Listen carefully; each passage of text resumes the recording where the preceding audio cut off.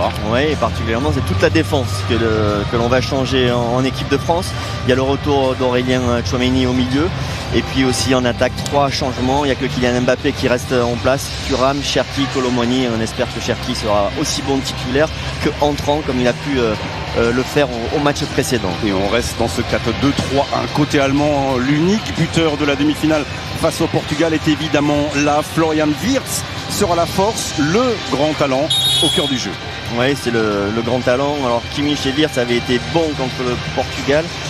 Malheureusement ses partenaires ne l'avaient pas été, mais on attend évidemment toujours beaucoup de Wirtz, ses qualités techniques, ses qualités de passe pour animer.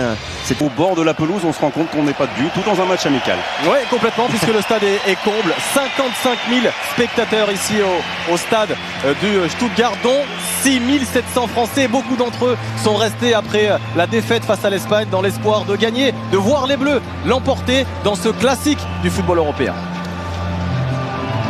Et classique, c'est le 35e, le 16e depuis la réunification. Depuis cette réunification allemande, les Français sont largement devant, mais ne pas oublier que les Allemands ont gagné les 2 derniers France-Allemagne, 2 matchs amicaux et que 3 défaites consécutives contre nos voisins d'outre-Rhin. Ça n'est jamais arrivé dans toute l'histoire du football.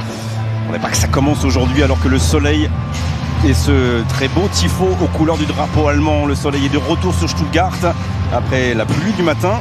C'est une bonne nouvelle pour les Bleus. On verra la pelouse en tout cas être de bonne qualité. Et vous rappelez le coup d'envoi bien sûr dans quelques secondes de ce France-Allemagne.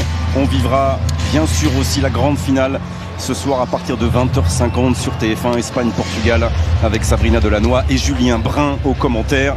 Voilà, grande journée football international sur TF1.